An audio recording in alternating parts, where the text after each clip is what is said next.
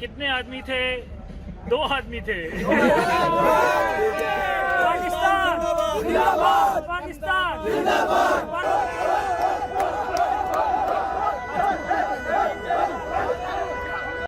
Dubai में T20 का match Pakistan और इंडिया के दरमियान हुआ।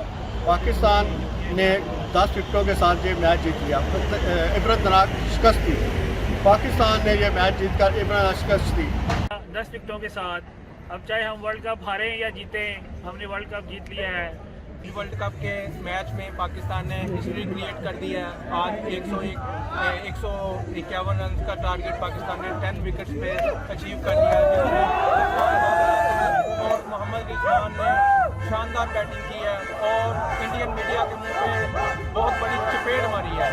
पाकिस्तान जिंदाबाद।